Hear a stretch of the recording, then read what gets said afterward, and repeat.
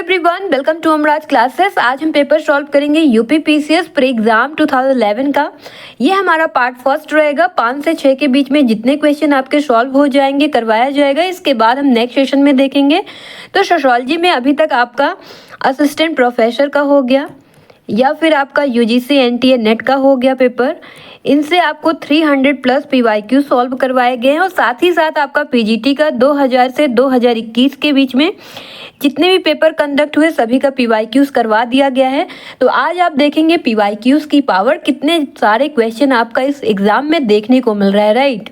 चलिए फिर पेपर अपना सॉल्व करते हैं without wasting time. Let's get started our today's session.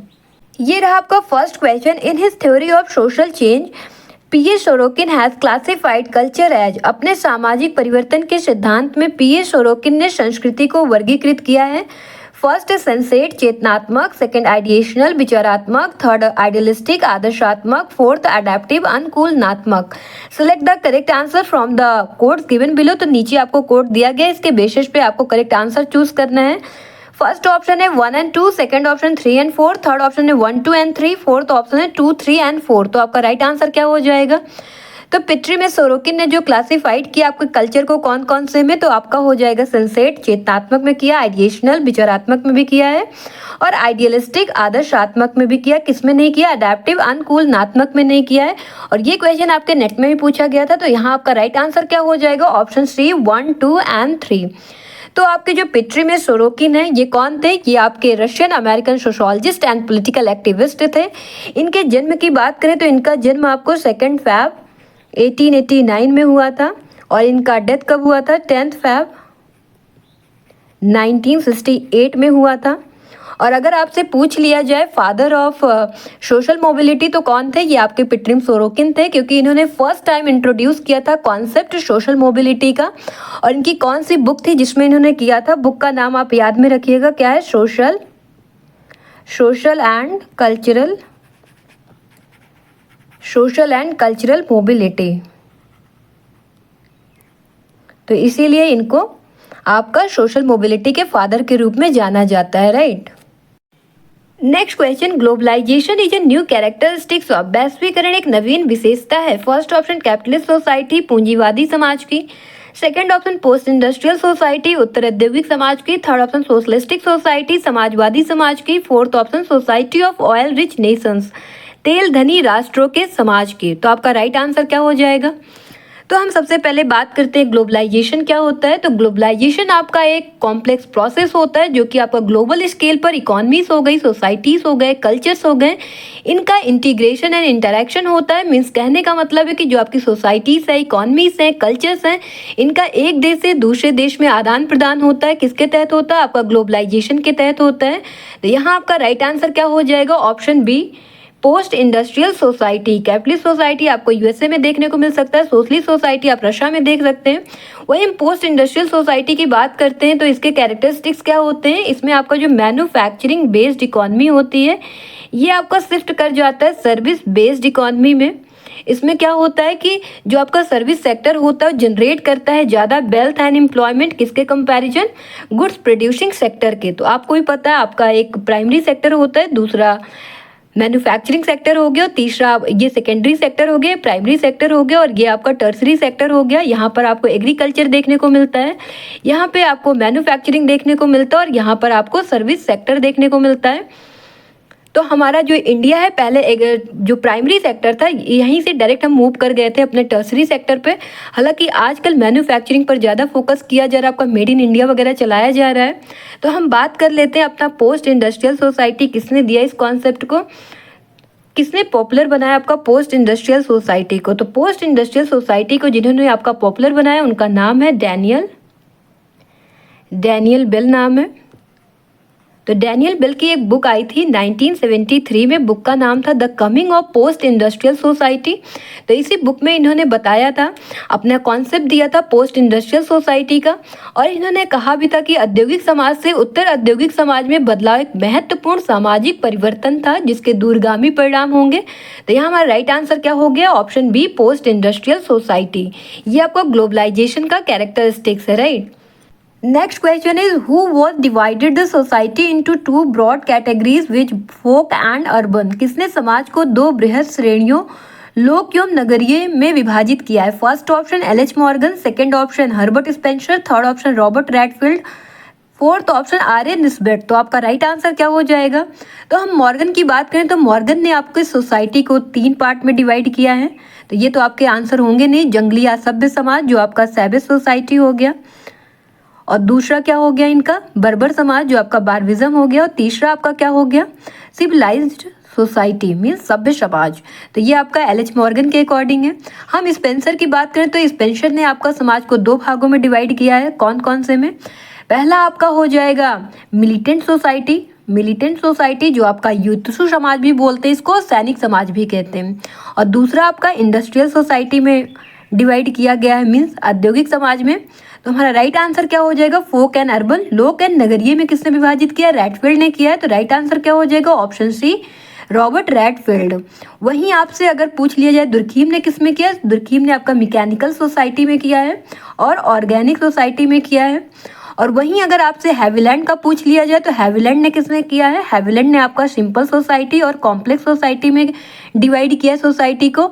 और अगर पूछ लिया जाए hot society and cold society में किसने डिवाइड किया है तो आपका क्या हो जाएगा राइनहार्ट। और वहीं कूले ने भी डिवाइड किया आपका किसमें समजातीय समाज और विषम जातीय समाज में, होमोगैमेटिक सोसाइटी और हेट्रोगैमेटिक सोसाइटी में। राइट। तो ये सब आप ध्यान में रखिएगा, पेपर में पूछा जाता है। तो मॉर्गन वाला तो काफ़ी इंपॉर्टेंट है आपके लिए, कई बार पेपर में पूछा गया, प्रीवियस ईयर में भी ये बना है आपका।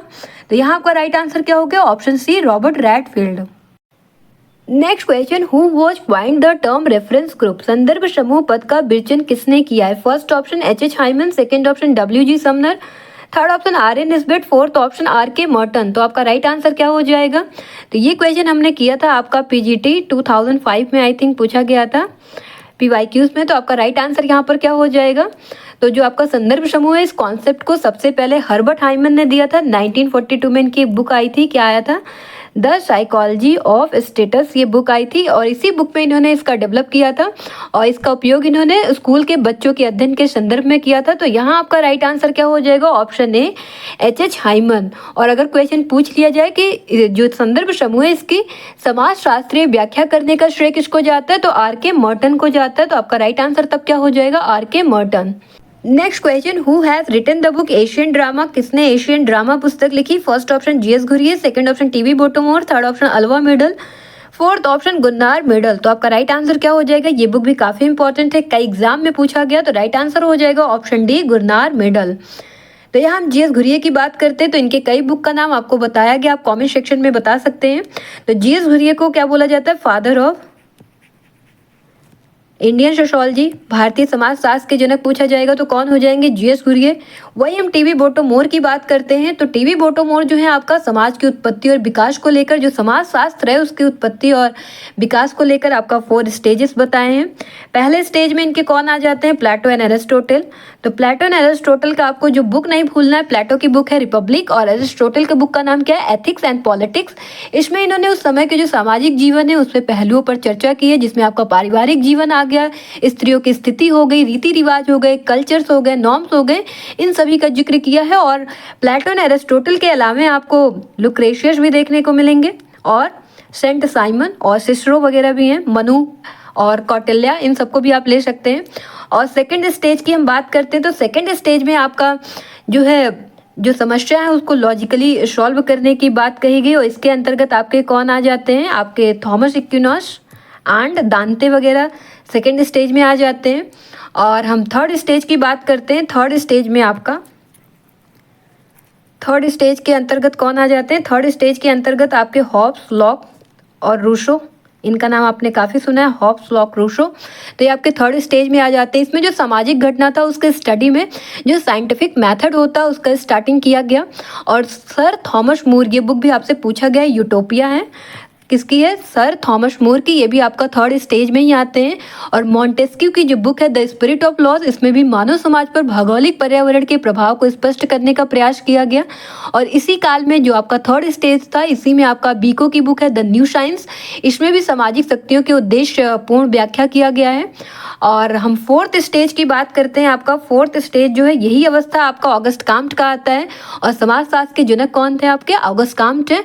और इनका जन्म कब हुआ, ये भी आपके एग्जाम में पूछा जाता है 1798 में। तो ये यहाँ से आपकी स्टार्टिंग हो जाती है ऑगस्ट काम्ट का। तो आपने देख लिया फर्स्ट, सेकंड, थर्ड, फोर्थ। तो यहाँ हमारा एशियन ड्रामा का करेक्ट आंसर क्या हो जाएगा? Gunnar Myrdal. राइट आंसर हो गया आपका option D, Gunnar Myrdal. Next question, who has said that conflict establishes unity and strengthen the group? किसने कहा कि संघर्ष एकता स्थापित करता है तथा समूह को मजबूती प्रदान करता है? First option Simmel, second option Marx, third option Coser, fourth option Collins. तो आपका राइट आंसर क्या हो जाएगा? तो ये बात किसने कही है आपका कि संघर्ष एकता स्थापित करता है, समूह को मजबूती प्रदान करता है? तो ये बात सिमिल ने कही है। तो राइट आंसर हो जाएगा ऑप्शन ए, सिमिल। और जॉर्ज सिमिल के बारे में आपको जो नहीं भूलना है, ये नहीं भूलना है कि आपको जो स्वरूपात्मक संप्रदाय है, फॉर्मल स्कूल है आपका, फॉर्मल स्कूल। तो फॉर्मल स्कूल के फाउंडर कौन है आपके? George simile. और इनके साथ ही साथ टॉनिश को भी माना जाता है। और अदर जो समर्थक हैं, फॉलोअर हैं, उनकी बात करें, क्योंकि पेपर में आपके क्वेश्चन बनता ही है, जैसे आपके बीर कांत हो गए, मैक्स वेबर हो गए, रॉस हो गए, पार्क हो गए, तो ये सभी आपके फॉर्मल स्कूल से ही रिलेटेड है, right. Next question, which of the following is not a characteristics of secondary groups? निम्नलिखित में से कौन सी द्वितीयक समूह की विशेषता नहीं है? फर्स्ट ऑप्शन वॉलेंट्री मेंबरशिप, ऐच्छिक सदस्यता।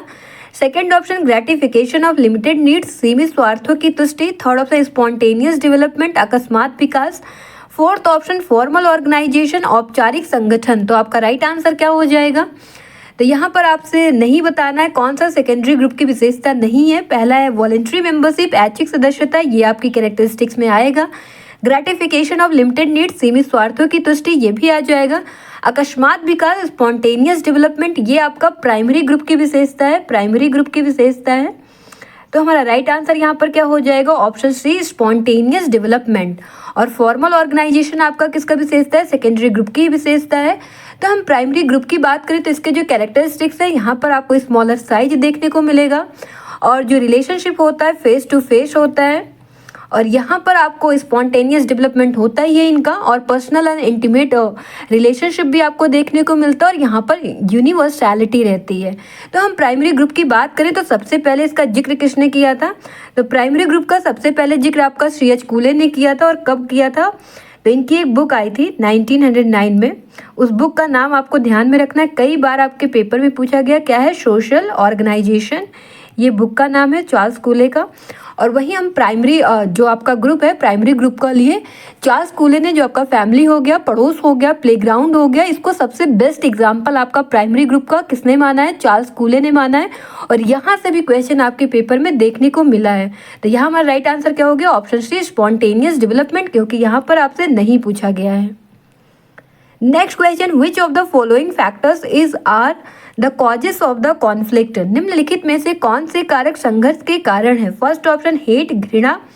सेकंड ऑप्शन नीड, आवश्यकता। थर्ड ऑप्शन डिजायर, इच्छा। Fourth option all of the above, उपरोक्त सभी। तो आपका राइट आंसर क्या हो जाएगा? तो संघर्ष के कारण में आपको हेट भी रहेगा, नीड जो आवश्यकता है ये भी आपका कारण है, और डिजायर भी है। तो हमारा राइट आंसर क्या हो जाएगा? Option D, all of the above. Next question, who has called tribes of India as backward Hindus? भारत की जनजातियों को पिछड़े हिंदू किसने कहा है? First option McKim Marriott, second option Louis Dumont, third option G S. Ghurye, fourth option N K. Bose. तो आपका राइट आंसर क्या हो जाएगा? तो भारत की जनजातियों को पिछड़े हिंदू किसने कहा? तो आपका राइट आंसर हो जाएगा ऑप्शन सी, जी.एस. घुरिये। और अगर पूछ लिया जाए जी.एस. घुरिये का अध्ययन क्षेत्र क्या रहा है, तो जी.एस. घुरिये का अध्ययन क्षेत्र रहा है आपका तालुका ग्राम। और ये कहाँ पड़ता है? ये आपका बिहार में पड़ता है। और वहीं आपसे मैकम मेरिट का पूछ लिया जाए तो मैकम मेरिट ने किसका किया था? मैकम मेरिट ने आपका किशनगढ़ी का किया था। और किशनगढ़ी कहाँ पड़ता है? आपका यूपी में पड़ता है। और आंध्र वेते वगैरह का भी क्वेश्चन पूछा गया, ध्यान में रखिएगा, श्रीपुरा में। और ये कहाँ पड़ता है? आपका तंजौर में। Next question, match list 1 with list 2 and select the correct answer using the codes given below the list. तो यहाँ पर आपको दो लिस्ट दिया गया, पहला लिस्ट आपका बुक दिया गया है और दूसरा लिस्ट में आपको ऑथर का नाम दिया गया है। तो यहाँ आपको मैच करना है। तो रिलीजन एंड सोसाइटी किसकी बुक का नाम है? रिलीजन एंड सोसाइटी हमारा एस राधा कृष्णन का है, तो ए का 1 हो गया। एशियन ड्रामा किसका है? गुन्नार मिडल का है, बी का 2 हो गया। विकास का समाजशास्त्र किसका है? के मिश्रा का है, तो हमारा 3 हो गया सी का। हिंदू संस्कार किसका है? राजबली पांडे का। और ये क्वेश्चन आपका पीजीटी में आई थिंक 2 बार पूछा गया है, तो हमारा इसका क्या हो गया 4। तो 1 2 3 4 जहां है वही आपका राइट आंसर है, तो ऑप्शन डी आपका राइट आंसर है 1 2 3 4। Next question, which one of the following features does not characterize post industrial society? निम्नलिखित में से कौन सी उत्तर औद्योगिक समाज की विशेषता नहीं है? First option, supremacy of professional occupations, व्यवसायिक पेशों की प्रधानता। Second option, supremacy of technical occupations, तकनीकी पेशों की प्रधानता। Third option, growing power of technocrats, तकनीकी तंत्रियों की शक्ति में वृद्धि। Fourth option, dominance of large scale industrial production, बड़े पैमाने पर औद्योगिक उत्पादन का प्रभुत्व। तो आपका राइट आंसर क्या हो जाएगा? इसका आंसर आप गलत मत करिएगा, काफी डिटेल में अभी आपको बताया गया था। तो हमारा यहाँ पूछा जा रहा है कौन सी विशेषता नहीं है? तो सुप्रीमेसी ऑफ प्रोफेशनल ऑक्यूपेशंस, व्यवसायिक पेशों की प्रधानता, ये हमारा करेक्ट है। सुप्रीमेसी ऑफ टेक्निकल ऑक्यूपेशंस, तकनीकी पेशों की प्रधानता, ये भी हमारा कैरेक्टरिस्टिक्स करेक्ट है पोस्ट इंडस्ट्रियल सोसाइटी का। तकनीकी तंत्रियों की शक्ति में वृद्धि, ये भी आपका करेक्ट है। और आपका एलन तरन की हम बात करते हैं, एलन तरन, ये आपके फ्रांस के थे और इन्होंने आपका उत्तर औद्योगिक जो समाज है इसके लिए तकनीकी समाज मीन्स टेक्नोक्रेटिक सोसाइटी का प्रयोग किया था। ये बात आप ध्यान में रखिएगा, पेपर में पूछ लिया जाता है आपके। तो यहाँ राइट आंसर क्या हो जाएगा? क्योंकि आपसे यहाँ नहीं पूछा जा रहा है, तो राइट आंसर हो जाएगा option D, dominance of large scale industrial production. यहाँ पर आपसे अभी तक क्वेश्चन किसका पूछा गया? उत्तर औद्योगिक समाज का। वहीं अगर पूर्व औद्योगिक समाज का क्वेश्चन पूछ लिया जाए तो यहाँ तो अभी आपको बताया गया कि उत्तर औद्योगिक समाज जो है, इस शब्द को आपका किसने दिया? डैनियल बेल ने दिया था। उनकी बुक आई थी the coming of post industrial society, इसमें दिया था। और वहीं पर अगर आपसे पूछ लिया जाए पूर्व औद्योगिक समाज, प्री इंडस्ट्रियल सोसाइटी के बारे में पूछ लिया जाए तो इसकी अवधारणा किसने दिया था? सेंट साइमन के द्वारा किया गया था। पूर्व औद्योगिक समाज इसका पूछा जाए तो अलग आंसर हो जाएगा सेंट साइमन। वहीं आपसे पूर्व औद्योगिक नगर पूछ लिया जाए, इसका अवधारणा किसने दिया? तो आपका जोबर्ग हो जाएगा। और जो आपका पूर्व औद्योगिक समाज है वो आपका कृषि आधारित होता है और इस प्रकार के जो समाज होते हैं वो आदिम परंपरागत और कृषक समाजों को सम्मिलित किया जाता है इसमें। और जो स्पेंसर है उन्होंने आपके पूर्व औद्योगिक समाज को क्या बोला है? सैनिक समाज बोला है। ये सब चीजें आप ध्यान में रखिएगा, right. Next question, who has use the term adoptive culture? किसने अनुकूलनात्मक संस्कृति शब्द का प्रयोग किया? First option Sorokin, second option Tonnies, third option Ogburn, fourth option Page. तो आपका राइट आंसर क्या हो जाएगा? तो अनुकूलनात्मक संस्कृति जो अडॉप्टिव कल्चर है, इस शब्द का प्रयोग आपका ऑकबर्न ने किया। तो हमारा राइट आंसर क्या हो जाएगा? Option C, Ogburn. तो ऑकबर्न का पूरा नाम आपका विलियम फील्डिंग ऑकबर्न है और ये आपके अमेरिकन सोशोलॉजिस्ट थे। और इन्हें किस लिए जाना जाता है? इन्होंने जो थ्योरी दिया था आपका कल्चरल लैग का, इसलिए इन्हें जाना जाता है। तो कल्चरल लैग की जो थ्योरी थी इसमें इन्होंने 2 टाइप का बताया कि आपका मटेरियल कल्चर और दूसरा नॉन मटेरियल कल्चर। तो कल्चरल लैग आपका क्या होता है?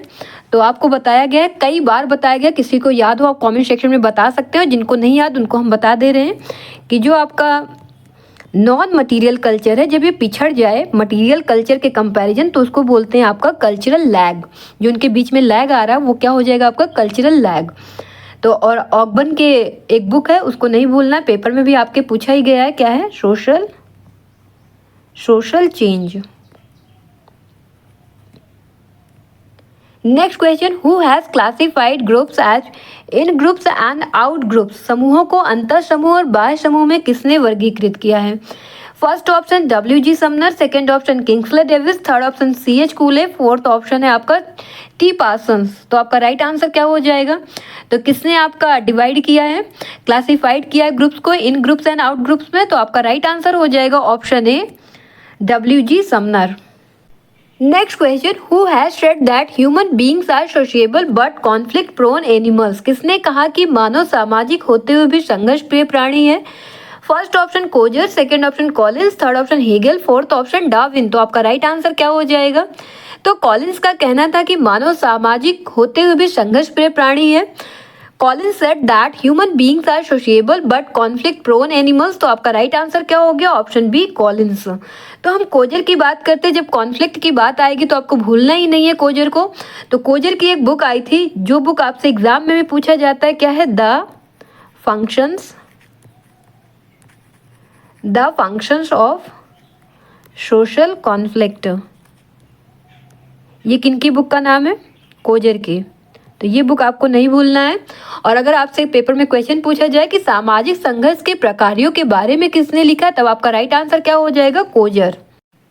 Next question, who gave the theory of conflict functionalism? किसने संघर्ष प्रकारवाद का सिद्धांत दिया? First option Merton, second option Coser, third option Collins, fourth option Dahrendorf.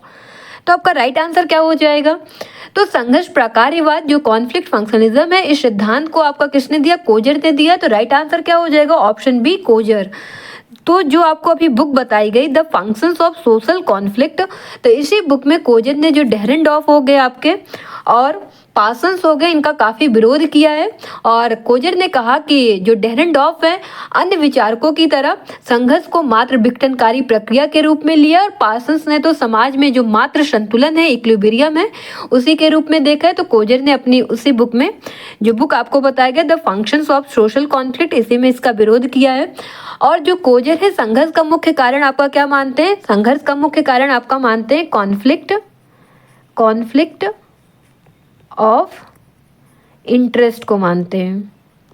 तो ये भी अगर पेपर में पूछा जाए तो आपको बता देना है किसको मानते हैं? कॉन्फ्लिक्ट ऑफ इंटरेस्ट को मानते हैं, स्वार्थों की टकराहट को मानते हैं। Next question, who has written the book what is sociology? What is sociology पुस्तक किसने लिखी? First option Johnson, second option MacIver, third option Inkeles, fourth option Spencer. तो आपका राइट आंसर क्या हो जाएगा? तो व्हाट इज सोशियोलॉजी आपका इंकल्स ने लिखा है। तो राइट आंसर क्या हो गया? Option C Inkeles. हम एलेक्स इंकल्स की बात करें तो ये भी आपसे पूछा जाता है कि इन्होंने समाजशास्त्र की विषय वस्तु के कितने पद बताए हैं। तो आपका राइट आंसर क्या हो जाता है? 3 हो जाता है। एक आपका ऐतिहासिक पद बताया गया हिस्टोरिकल, और दूसरा आपका अनुभविक पद बताया गया एम्पिरिकल, और तीसरा आपका क्या बताया है? विश्लेषणात्मक पद एनालिसिस। तो आपका राइट आंसर क्या हो जाएगा? यहाँ पर इंकल्स हो जाएगा। और जो एलेक्स इंकल्स हैं ये आपके अमेरिकन सोशोलॉजिस्ट थे। हम स्पेंसर की बात करते हैं, यहाँ पर आपको स्पेंसर की कुछ बुक का नाम दिया गया, देख लीजिए, आपके एग्जाम में भी पूछा जाता है। तो ये स्पेंसर की पहली बुक है सोशल स्टैटिक, जो कि आपका 1851 में आई थी। द प्रिंसिपल्स ऑफ सोशोलॉजी 1873 में आई थी, और ये पहला कोई बुक है जो सोशोलॉजी टाइटल पर लिखा गया था। और the man versus the state ये 1884 में आई थी। ये कुछ इंपॉर्टेंट बुक है स्पेंसर की, जो कि आपको ध्यान में रखना है। और इंकल्स ने जो आपके 3 पद बताए ध्यान में रखना है, ऐतिहासिक पद, अनुभविक पद और विश्लेषणात्मक पद। Next question, who is the author of the book society and introductory analysis? Society and introductory analysis पुस्तक के लेखक कौन है? First option Talcott Parson, second option RM MacIver and CH Page, third option AC Menger, fourth option है Kingsley Davis and WE Moore. तो आपका right answer क्या हो जाएगा? तो यहाँ आपका राइट आंसर क्या हो जाएगा? सोसाइटी एंड इंट्रोडक्टरी एनालिसिस किसकी है? मैकाइवर एंड पेज का है। तो राइट आंसर हो जाएगा option B MacIver and Page.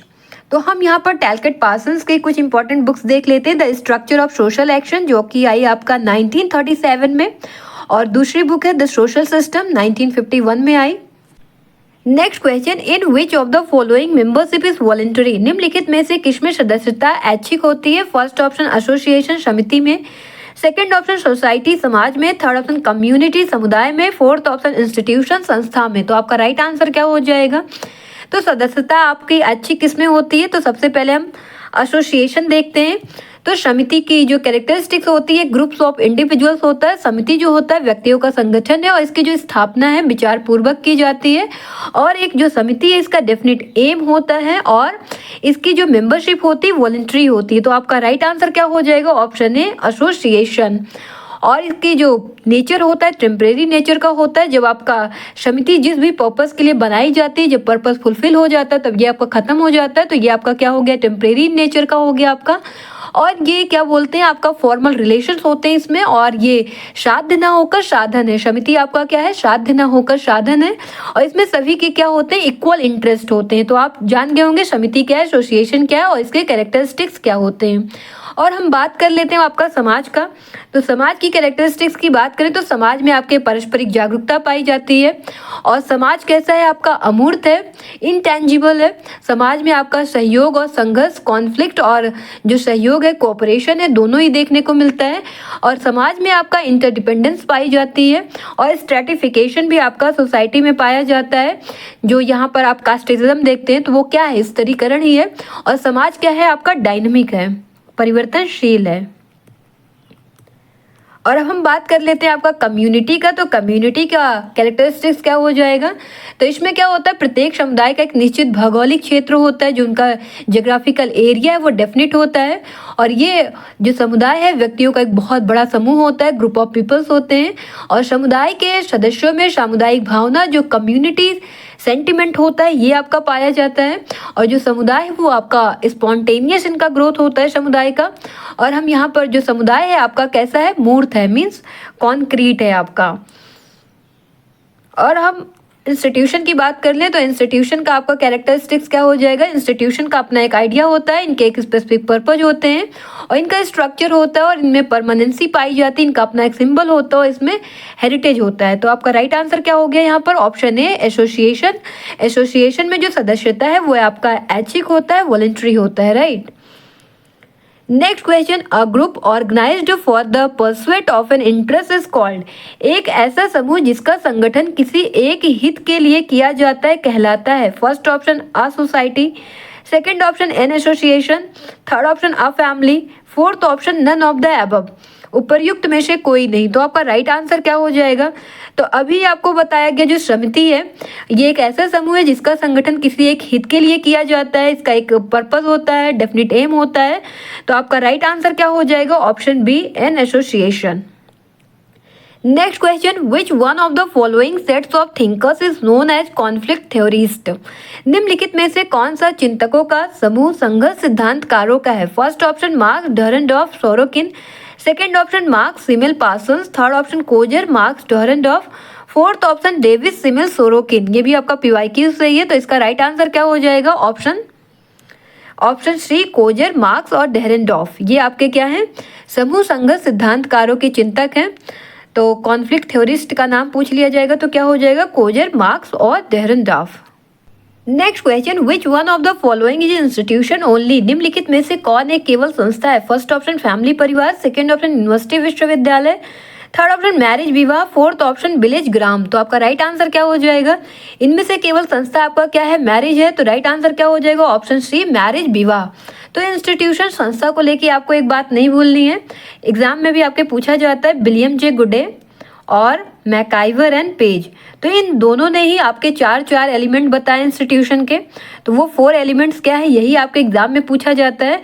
तो हम विलियम जे गुडे की बात करें तो इन्होंने आपका एक आइडिया बताया, विचार को बताया, दूसरा आपका निश्चित उद्देश्य, तीसरा आपका अभिमत, और चौथा आपका क्या बताया गया, धारणा को बताया गया। वही हम मैकाइवर एंड पेज की बात करें तो मैकाइवर एंड पेज ने आपका पहला स्ट्रक्चर बताया, ढांचा, और दूसरा आपका नियम और कानून, और तीसरा आपका अपेक्षाकृत स्थायित्व, और चौथा आपका क्या, सामाजिक विरासत। ये चारों चीजें कौन कौन बताए आपके, विलियम जे गुडे ने बताया और मैकाइवर एंड पेज ने बताया। और ये यहाँ से क्वेश्चन आपके एग्जाम में बना, इसलिए आपको बता दिया गया। नेक्स्ट क्वेश्चन, संस्कृताइजेशन इंडिकेट, संस्कृतिकरण इंगित करता है। फर्स्ट ऑप्शन इन ग्रुप, अंतः समूह, सेकंड ऑप्शन प्राइमरी ग्रुप, प्राथमिक समूह, थर्ड ऑप्शन पेयर ग्रुप, समकक्ष समूह, फोर्थ ऑप्शन रेफरेंस ग्रुप, संदर्भ समूह। तो आपका राइट आंसर क्या हो जाएगा, तो जो आपका संस्कृताइजेशन है, संस्कृतिकरण है, इसका जो कॉन्सेप्ट है संदर्भ समूह की अवधारणा से आपका मिलता जुलता है। जो लोग समाज में सबसे बेहतर समझे और माने जाते हैं वे लोग आपके क्या कहलाते हैं, पॉजिटिव रेफरेंस ग्रुप कहलाते हैं। और सामाजिक तौर पर निम्न स्तर का व्यक्ति उच्च स्तर के लोगों की नजरों से अपने आप को देखता है और उनकी नकल कर समाज में उनकी बराबरी करने की कोशिश करता है। तो यहाँ आपका राइट आंसर क्या हो जाएगा, ऑप्शन डी, रेफरेंस ग्रुप, संदर्भ समूह। तो इस शब्द का सबसे पहले प्रयोग किसने किया था आपका संस्कृतिकरण का, तो एम एन श्रीनिवास जी की बात करें तो इन्होंने संस्कृतिकरण शब्द का सबसे पहला प्रयोग अपना कहाँ किया? कर्नाटक राज्य के अंतर्गत कुर्ग लोगों के जीवन के विश्लेषण के लिए किया था। तो यहाँ आपका राइट आंसर क्या हो गया? Option D, reference group. और हम योगेंद्र सिंह की बात करें तो इनका मानना था कि जो संस्कृतिकरण है ब्रह्मारीकरण की अपेक्षा एक व्यापक अवधारणा है। ये भी आपके पेपर में क्वेश्चन बना था। और श्रीनिवास ने तो आपके जातीय गतिशीलता को स्पष्ट करने के लिए संस्कृतिकरण शब्द का प्रयोग किया था। Next question, Gesellschaft refers to. Gesellschaft व्यक्त करता है फर्स्ट ऑप्शन डेवलपिंग सोसाइटी, विकासशील समाज को, सेकंड ऑप्शन डेवलप्ड सोसाइटी, विकसित समाज को, थर्ड ऑप्शन ट्रेडिशनल सोसाइटी, परंपरागत समाज को, फोर्थ ऑप्शन ट्राइबल सोसाइटी, जनजातीय समाज को। तो आपका राइट आंसर क्या हो जाएगा? तो दो टर्म है, एक आपका गिमिनसेफ्ट और दूसरा आपका क्या हो गया? गिसेलसेफ्ट। ये हो गया गिसेलसेफ्ट। तो ये दोनों आपका जर्मन लैंग्वेज का शब्द है। तो आपका गिमिनसेफ्ट का मीन्स क्या होता है? कम्युनिटी, समुदाय होता है, कम्युनिटी समुदाय होता है। वही हम गिसेलसेफ्ट की बात करें तो गिसेलसेफ्ट की मीनिंग क्या होती है? आपका समिति होता है, मीन्स एसोसिएशन होता है। तो ये दोनों टर्म आपका किसने दिया है? ये दोनों टर्म आपका टॉनीस ने दिया है। 1887 में इनकी बुक आई थी गिमिनसेफ्ट एंड गिसेलसेफ्ट नाम से, इसमें इन्होंने प्रतिपादित किया है। और इन्होंने जो परंपरागत समाज है आपका उसको समुदाय कहा और आधुनिक औद्योगिक समाज को क्या बोला है? समिति बोला है, मीन्स गिसेलसेफ्ट बोला है। तो यहाँ आपका राइट आंसर क्या हो जाएगा? Option B, developed society. तो विकसित समाज आपको कहाँ देखने को मिलेगा? विकसित समाज जो आपका आधुनिक औद्योगिक समाज होगा वहीं देखने को मिलेगा। तो हमारा राइट आंसर क्या हो जाएगा? Option B, developed society. तो भूलना नहीं है, गिमिनसेफ्ट मीन्स आपका क्या हो गया? समुदाय, कम्युनिटी, और गिसेलसेफ्ट मीन्स क्या हो जाएगा? आपका एसोसिएशन, समिति हो जाएगा। और आपके जो टॉनीस है इन्होंने परंपरागत जो समाज है उसको क्या बोले? समुदाय बोले। जो ट्रेडिशनल सोसाइटी है उसको क्या बोला गया है? समुदाय बोला गया है। जो आधुनिक औद्योगिक समाज है उसको क्या बोला गया है? समिति बोला गया है। Next question, who has said that we belong to associations and not to institution. किसने कहा कि हम समितियों के सदस्य होते हैं, संस्थाओं के नहीं? First option Sorokin, second option Spencer, third option Durkheim, fourth option MacIver and Page. तो आपका राइट आंसर क्या हो जाएगा? तो हम समितियों के सदस्य होते हैं, संस्थाओं के नहीं। ये बात आपके मैकाइवर एंड पेज ने कहा है और ये क्वेश्चन काफी इंपॉर्टेंट है, आपके हर एग्जाम में पूछा गया है। तो राइट आंसर क्या हो जाएगा? Option D, MacIver and page. थोड़ा हम डिटेल में पढ़ लेते हैं डरखाइम को। यहाँ से क्वेश्चन आपके एग्जाम में हमेशा ही बना है। तो इनका जन्म भी पूछा जाता है। तो इनका जन्म कब हुआ था? 15 अप्रैल 1858 में हुआ था। एक पेपर ही था आपका, वहाँ पर इनका बर्थ प्लेस पूछा गया था। वहाँ पर आपको फ्रांस नहीं दिया गया था, एपिनल दिया गया था। तो ये ध्यान में रखना है, इनका जन्म कहाँ हुआ था? एपिनल, फ्रांस में हुआ था। और इन्हें किस लिए जाना जाता है? ये फादर ऑफ मॉडर्न सोशोलॉजी, और इनको एकेडमिक फादर भी बोला जाता है सोशोलॉजी का। और अभी हमने पढ़ा था फॉर्मल स्कूल और सिंथेटिक स्कूल। तो फॉर्मल स्कूल में आपके मैक्स वेबर थे, वहीं हम इनकी बात करते हैं डरखाइम की। तो ये सिंथेटिक स्कूल से बिलोंग करते हैं और इन्हें पॉजिटिविस्ट भी माना जाता है आपका। ये पॉजिटिविस्ट भी हैं, फंक्शनलिस्ट भी हैं और आइडियलिस्ट भी, प्रत्यक्षवादी, प्रकार्यवादी और आदर्शवादी। और इनकी बुक का नाम भी आपको नहीं भूलना है। 2-4 बुक इंपॉर्टेंट है जो आपको ध्यान में ही रखना, अधिकतर पेपर में आपके पूछे गए हैं। चाहे फिर इनका जो थीसिस रहा है, the division of labour in society, 1893 में आई थी, ध्यान में रखना है। और इनका the rules of sociological method, ये भी ध्यान में रखना आपको। सुसाइड इनकी आई थी 1897 में आई थी, ये बुक भी आपको ध्यान में रखना है। और the elementary forms of religious life, ये बुक तो आपको कई बार एग्जाम में आपके पूछा गया है। और हम सोशोलॉजी के फील्ड में इनके कंट्रीब्यूशन की बात करें इमाइल डरखाइम का, तो क्या है? एक मेथोडोलॉजी है, पद्धति शास्त्र है। और इन्होंने कॉन्सेप्ट दिया है आपका सोशल फैक्ट का, ये भी आपके पेपर में पूछा गया है। सामाजिक तथ्य की अवधारणा आपकी किसने दिया है? इमाइल डरखाइम ने दिया है। और सामूहिक प्रतिनिधानों की अवधारणा की बात करें तो ये भी इन्हीं की देन है, डरखाइम का ही। और सामूहिक एकता का जो सिद्धांत है, थ्योरी ऑफ सोशल सॉलिडारिटी, ये किसकी देन है? इमाइल डरखाइम की देन है। और थ्योरी ऑफ सोसाइटी तो आपको पता ही इन्हीं की देन है। और थ्योरी ऑफ रिलीजन भी इमाइल डरखाइम ने दिया है। द कॉन्सेप्ट ऑफ एनोमी, ये भी आपको ध्यान में रखना है। जो विसंगति की अवधारणा, ये भी किससे रिलेटेड है? इमाइल डरखाइम से ही रिलेटेड है आपका। तो ये सब चीजें आप इमाइल डरखाइम के बारे में याद रखिएगा।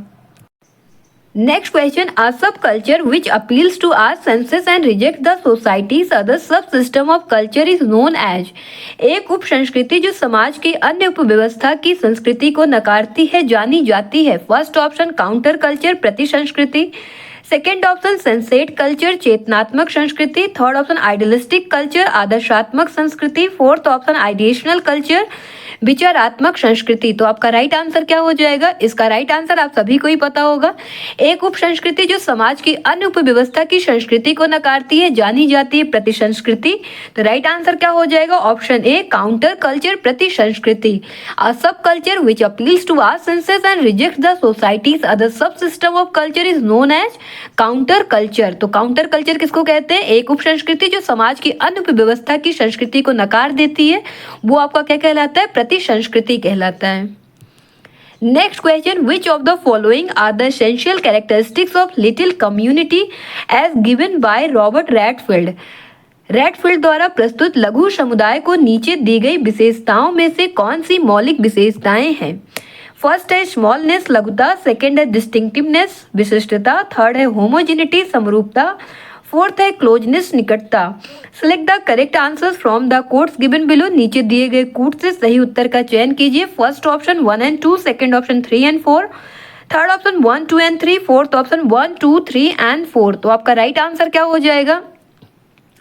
तो जो आपका लिटिल कम्युनिटी है, इसको किसने दिया है? रॉबर्ट रैडफील्ड ने दिया है। इसमें इन्होंने कौन कौन सी विशेषताएं आपकी बताए हैं? तो हमारा राइट आंसर क्या हो जाएगा? स्मॉलनेस बताया गया, लघुता भी बताया है, विशिष्टता, डिस्टिंक्टिवनेस भी बताया गया, और ये क्वेश्चन आपके नेट में भी पूछा गया है। और हमारा होमोजेनिटी, तो समरूपता को भी बताया गया, निकटता, क्लोजनेस को नहीं बताया। तो राइट आंसर क्या हो जाएगा? Option C, 1, 2 and 3। Next question, which one of the following types of capital is not a part of the classification given by Bourdieu? निम्नलिखित पूंजी के प्रकारों में से कौन बोर्डियू द्वारा दिए गए वर्गीकरण का भाग नहीं है? फर्स्ट ऑप्शन इकोनॉमिक कैपिटल, आर्थिक पूंजी। सेकंड ऑप्शन कॉमर्शियल कैपिटल, व्यवसायिक पूंजी। थर्ड ऑप्शन कल्चरल कैपिटल, सांस्कृतिक पूंजी। फोर्थ ऑप्शन सिंबॉलिक कैपिटल, प्रतीकात्मक पूंजी। तो आपका राइट आंसर क्या हो जाएगा? तो यहाँ पर जो पूंजी के प्रकार बताया गया, तो बॉडी ने इसमें जो वर्गीकरण किया, इसमें से कौन सा नहीं है, ये बात आपको ध्यान में रखना, कौन सा नहीं है। तो इन्होंने आपका आर्थिक पूंजी, इकोनॉमिक कैपिटल को बताया है, व्यवसायिक पूंजी नहीं बताया। तो हमारा राइट आंसर क्या हो जाएगा? Option B, commercial capital. तो सांस्कृतिक पूंजी, कल्चरल कैपिटल को भी बताया गया, और सिंबॉलिक कैपिटल, प्रतीकात्मक पूंजी को भी बताया गया है। तो जो बॉडी में आपके पूंजी के प्रकारों में किसमें आपका क्लासिफाई किया गया है? आर्थिक पूंजी, सांस्कृतिक पूंजी, प्रतीकात्मक पूंजी, economic capital, cultural capital and symbolic capital. किसमें नहीं किया है? तो कॉमर्शियल कैपिटल में नहीं किया गया है क्लासिफिकेशन बाय बॉर्डियू।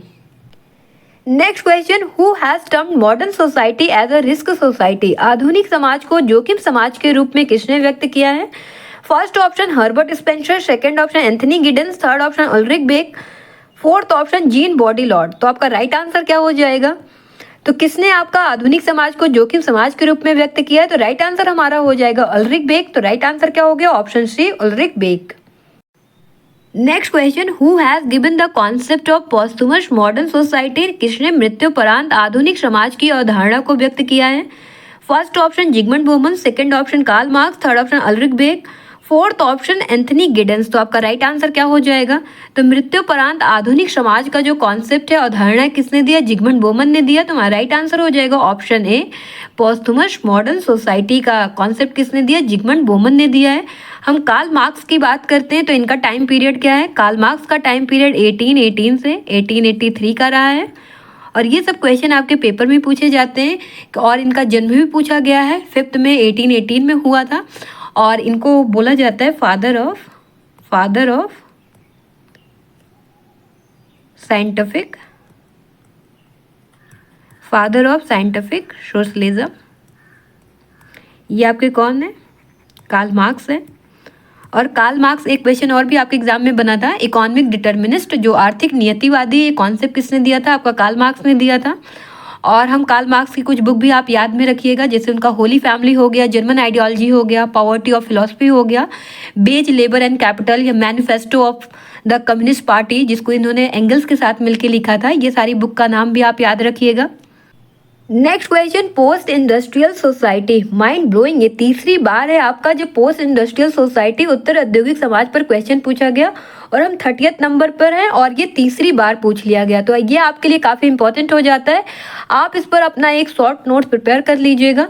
तो post industrial society has also been termed as information society because उत्तर औद्योगिक समाज को सूचना समाज रूप में भी जाना जाता है क्योंकि first option means of communication are highly developed, संप्रेषण संचार के साधन बहुत अधिक विकसित होते हैं।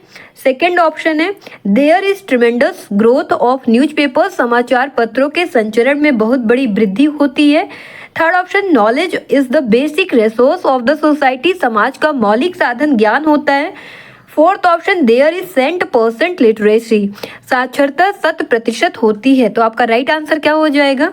तो यहाँ पर किस रूप में जाना जाता है? तो उत्तर औद्योगिक समाज को सूचना समाज के रूप में जाना जाता है क्योंकि समाज का मौलिक साधन ज्ञान होता है। तो post industrial society has also been termed as information society because knowledge is the basic resource of the society, right. चलिए फिर यहीं पे सेशन वाइंड अप करते हैं, अदरवाइज सेशन लंबा होगा और आप परेशान होंगे। और इस सेशन के लिए स्पेशल थैंक्स टू एसके, जिसके वजह से आप सबको पढ़ने का मौका मिला और मुझे पढ़ाने का मौका मिला। फिलहाल आज के लिए बस इतना ही, मिलते हैं फिर किसी न्यू सेशन में, तब तक के लिए बाय बाय, थैंक यू, जय हिंद।